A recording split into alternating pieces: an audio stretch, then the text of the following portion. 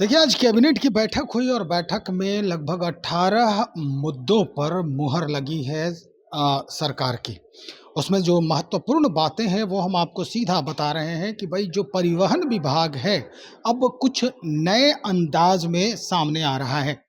दरअसल परिवहन मंत्री से बातचीत हुई और उसके बाद जो उन्होंने कहा, ये काफ़ी गौर करने वाली बात है। जी हाँ, अब इलेक्ट्रिक जो है वो वाहन चलेंगे बिहार में। हर जगह पे इलेक्ट्रिक जो वाहन होंगे उनके लिए चार्जिंग पॉइंट होगा और इलेक्ट्रिक वाहन जो चलाने वाले व्यक्ति हैं या जो खरीदारी करेंगे इलेक्ट्रिक वाहन, सरकार प्रोत्साहन राशि भी देगी। सामान्य वर्ग को अगर दोपहिया वाहन खरीदते हैं तो 50,000 रुपये की सब्सिडी है, या यूँ कहें कि वो प्रोत्साहन राशि है। महिलाओं को भी प्रोत्साहित करने की बात हो रही है। महिला जो सशक्तिकरण है, जो स्कूटी चलाने वाली महिलाएँ हैं, वो भी अगर नई गाड़ी खरीदते हैं, इलेक्ट्रिक स्कूटी खरीदते हैं, तो उनके लिए भी अलग व्यवस्था है। एसटी, एससी के जो वर्ग के लोग हैं, उनके लिए लगभग 60,000 रुपये का प्रोत्साहन राशि देने की बात कही जा रही है। हम सीधा सुनवाते हैं, जो मंत्री महोदय हैं, वो क्या कह रहे हैं। आज बिहार राज्य मंत्री परिषद कैबिनेट में परिवहन विभाग का 2 महत्वपूर्ण एजेंडा पारित किया गया।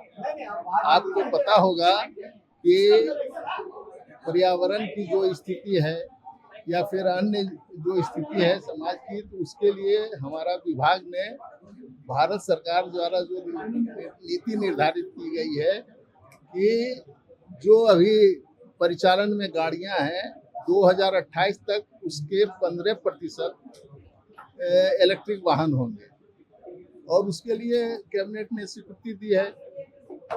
उसके बाद एक और स्वीकृति हम लोगों को मिली है कि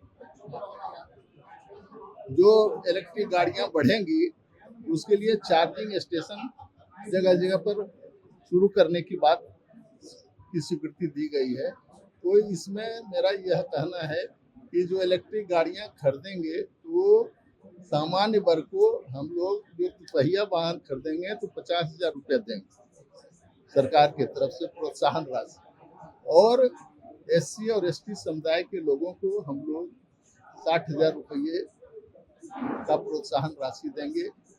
उसके अलावा स्कूटी जो महिलाएं चलाती हैं उनके लिए भी हम लोगों ने प्रोत्साहन राशि स्वीकृत कराई है कैबिनेट से, क्योंकि बिहार में महिलाओं के सशक्तिकरण के लिए अनेक महत्वपूर्ण कार्य किए गए हैं। इसलिए जब स्कूटी महिलाएं खरीदेंगी तो सामान्य वर्ग से 2,000 ज्यादा रुपये उनको छूट मिलेगा अगर वो महिला अपने नाम से उन गाड़ियों को खरीदती है स्कूटी। तो महिला को 12,000 रुपये हम लोग देंगे और 10,000 रुपये सामान्य वर्ग के लोग जो स्कूटी खरीदेंगे। उसके अलावा जो SC ST समुदाय के लोग हैं उनको 12,000 रुपया देंगे। तो चार्जिंग स्टेशन जो होगा उसके लिए भी हम लोगों ने सब्सिडी की घोषणा की और उनके लिए उसके लिए ही आज की राशि स्वीकृति की गई है। तो मैं आपको यह बताना चाहता हूँ और कुछ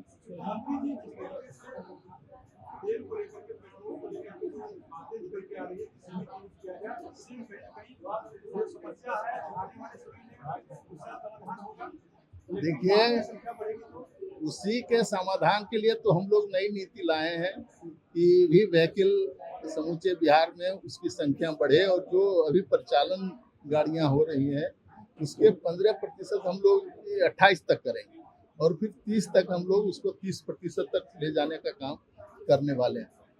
बस परमिट और सर्टिफिकेशन को लेकर के अनियमितताओं की जो चर्चा हो रही है इसका समाधान कैसे है? देखिए, आपने इस बात की जानकारी दी, मैं तो अभी 2 दिन पहले विभाग में आया। तो जो जिन समस्याओं से यह विभाग जूझ रहा है उसको हम लोग देखेंगे और उसको दूर करने का प्रयास करेंगे। प्रधानमंत्री ने अपने कॉन्वॉय में गाड़ियों की संख्या घटाई है। उन्होंने अपील की है कि तमाम मंत्रियों से अपील करता हूं कि क्या आप परिवहन मंत्री होने के नाते बिहार के भी तमाम मंत्रियों को अपील करें। मंत्री जी करके बोलिएगा। देखिए, माननीय मुख्यमंत्री जी ने कैबिनेट में इस बात की चर्चा की है कि जो माननीय मंत्री हैं गाड़ियों का काफिला लेके चलते हैं उसमें कमी लाए, और जब माननीय मुख्यमंत्री जी ने कैबिनेट में अपील किया है तो निश्चित रूप से सभी मंत्री उसमें अपनी सहभागिता निभाएंगे और कम गाड़ियों का काफिला लेकर चलेंगे। लेकिन जिनको विशेष सुरक्षा प्रदान किया गया है उनकी गाड़ियों को हम लोग कम नहीं कर सकते हैं, कारण कि वह सुरक्षा का मामला हो जाता है। इसलिए जो जिनके पास साधारण सुरक्षा है वे सारे मंत्री मुख्यमंत्री जी के जो प्रयास हो रहे हैं उसके साथ। और थैंक यू। चलिए हो गया। विपक्ष कह रहा है कि विदेश नीति जो है फेल हो चुकी है। विपक्ष का कहना है कि विदेश नीति जो है वो फेल हो चुकी है मौजूदा। देखिए, इसका जवाब हम लोग के प्रवक्ता देंगे। स्पष्ट हो गया होगा कि अब सरकार जो है वो प्रदूषण मुक्त पटना देखना चाहती है, यानी बैटरी से चलने वाली गाड़ी अब पटना में नज़र आएंगी।